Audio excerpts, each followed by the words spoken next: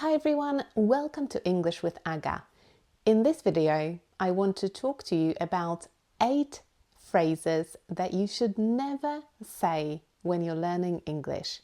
Before we start, make sure you subscribe to my channel and get your free English grammar booklet from the video description.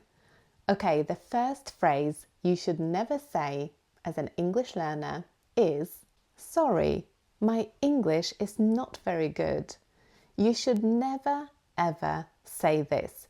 There is no reason to apologize for your English to anyone because nobody cares about your English. Trust me. When you're talking to somebody, they're interested in you. They want to talk to you. They want to have a chat about something. They want to make a friend. Or maybe they just want to communicate with you because you work together. In my opinion, language is all about communication. It's not about perfection. So if you're having conversations, even if they're basic, you're already communicating. Your English is already good enough to do what it needs to do, to communicate. And of course, you can keep working on it to make it even better, but never apologize for it. You're learning, you're making an effort to speak, even if you're making mistakes, it doesn't matter. You are making an effort, and that's all that matters. If you want to get better, there are things you can do. For example, you can improve your grammar by joining my English grammar membership, which I've linked in the description box. So you can take the lessons that are included with the membership, or you can go on the forum and ask me questions and I can help you out. So check it out. The next thing you should never say when you're learning English is similar to the first one. "Sorry, my pronunciation is not very good."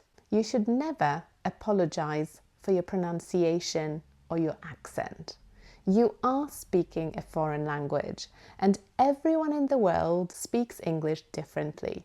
Not just English learners, but everyone who uses English in different countries has a different accent, a different way of pronouncing things.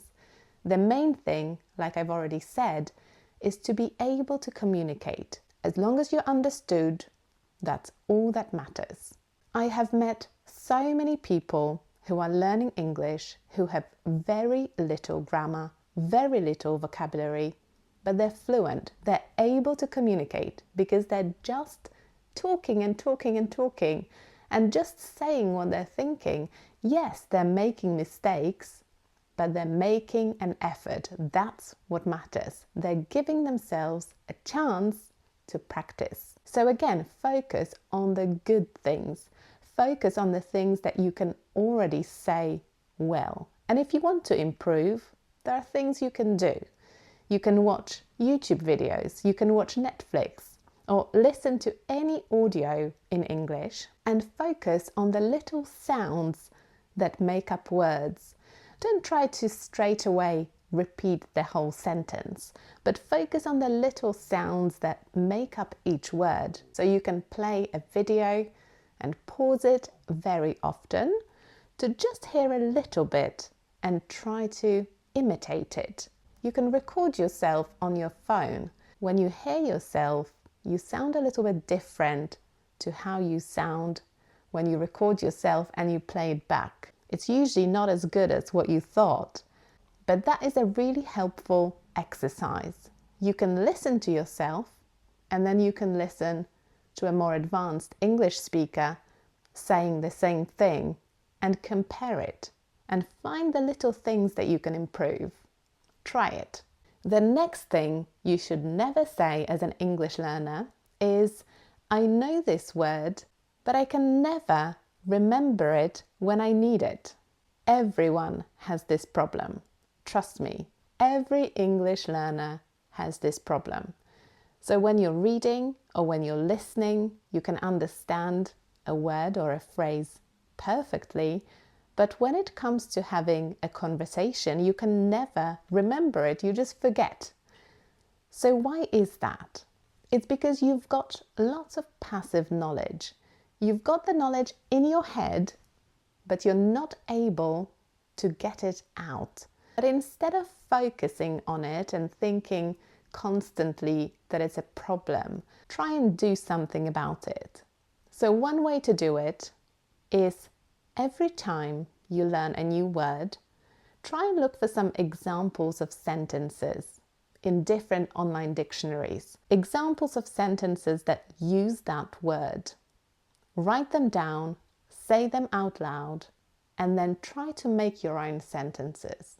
And then come back to that word and those sentences again after a week, after 2 weeks, after 3 weeks, and so on. So what you're doing is you're practicing using the word, not just remembering its meaning.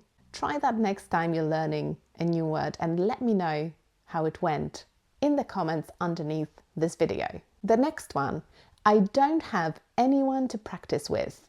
Everyone has this problem. Most of you watching this video don't live in an English-speaking country. Maybe there isn't anyone who speaks English in your town, or you don't know other people who are learning English to practice with. But that's not an excuse. You've got yourself, and there's a lot you can do to practice speaking English without having anyone to talk to. So one thing you can do is presentations. Think of a topic and prepare a presentation and do it at home. Just you, talking about a topic.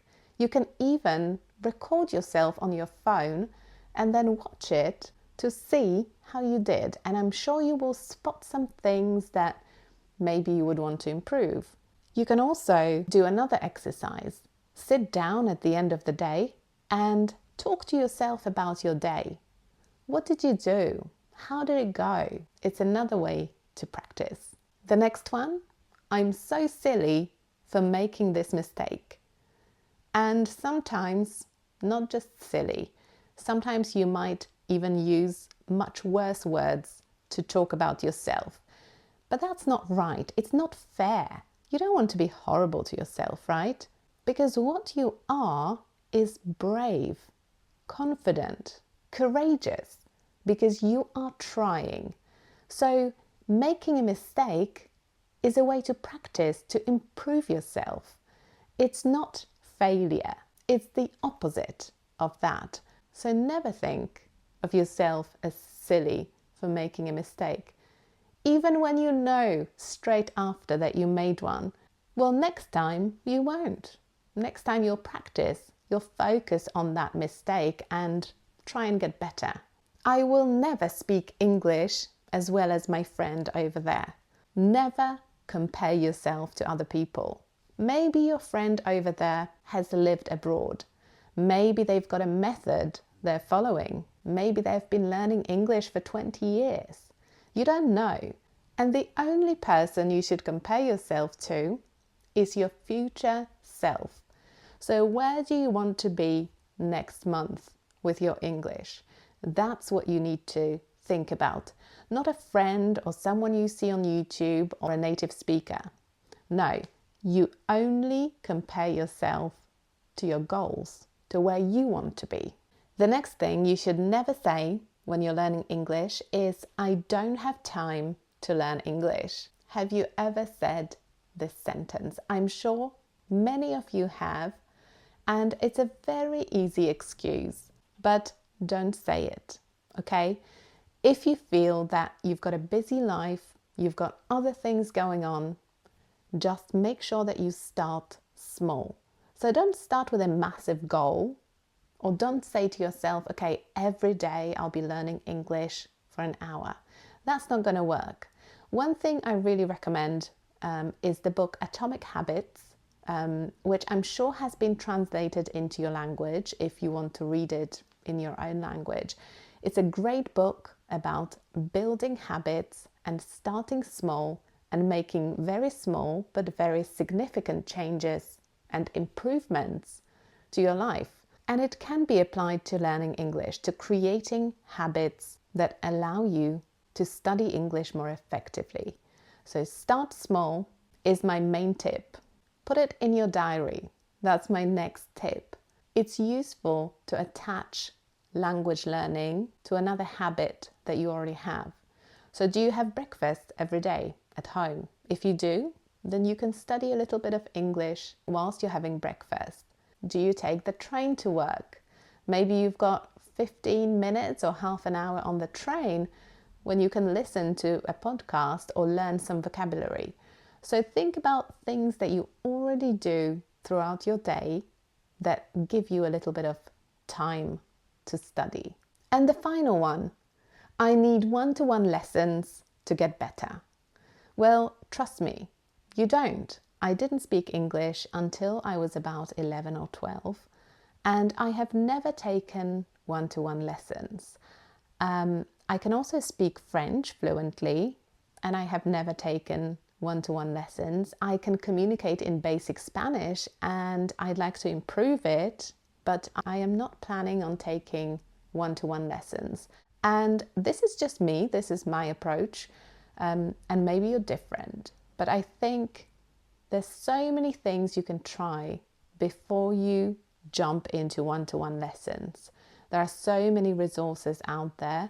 So one of them, for example, is the grammar membership, which I offer, which I've linked in the description box, where you can take video lessons about grammar and vocabulary, where you can ask your questions in the student forum and get answers from me. So that's one way of doing it. Watching YouTube and watching Netflix and just learning lots of vocabulary and doing lots of reading before you move on to that one-to-one step. So you might need it, but there's so much more you can do by yourself without a teacher. Trust me. Try it. And then if that doesn't work, if nothing works, then do one-to-one. It's up to you. But one-to-one lessons is definitely not something that you definitely need to learn a language. There's so many other ways to learn. Okay, tell me, how many of these sentences have you been saying to yourself? And what are you going to do about it? Leave me a comment and don't forget to subscribe to my channel, and I'll see you next time. Bye.